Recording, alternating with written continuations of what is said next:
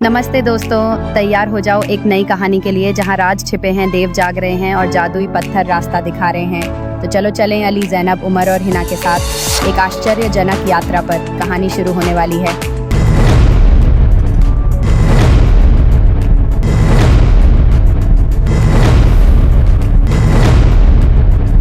रात की खामोशी में अचानक दरख्तों के पीछे से एक काला साया नमूदार हुआ। उमर, ऐमन और ज़ीद जंगल के रास्ते से गुजर रहे थे जब उन्होंने महसूस किया कि कोई उनका पीछा कर रहा है। साया धंध की तरह हर जगह मौजूद था, लेकिन कभी पूरा नजर नहीं आता था।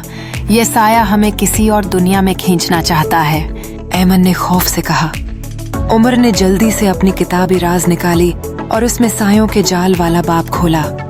इसमें लिखा था, रूहें रोशनी से डरती हैं, खास तौर पर सच दिखाने वाले आईने से। उमर को याद आया कि दादा जान ने एक जादुई आईना दिया था जो सच और झूठ को अलग दिखा सकता है। वो फौरन अपनी थैली से आईना निकालता है और साये की तरफ कर देता है।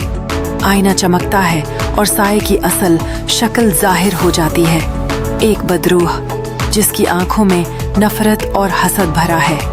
बदरूह जोर जोर से चीखने लगती है और आईने की रोशनी में कैद हो जाती है। रोशनी मध्यम होती है और साया धंध की तरह तहलील हो जाता है। ऐमन ने हैरत से पूछा, ये कौन थी और हमें क्यों रोक रही थी? उमर खामोश रहा, लेकिन आईने में अब एक नया मंजर नमूदार हो रहा था। एक कल्हा जो आग की लपेट में था। क्या आपको आज की कहानी पसंद आई तो जल्दी से लाइक करें, सब्सक्राइब करें और घंटी बजाएं ताकि अगली कहानी आपसे न छूटे। अगले एपिसोड में मिलते हैं, तब तक के लिए ख्याल रखना और सपनों में भी एडवेंचर मत भूलना।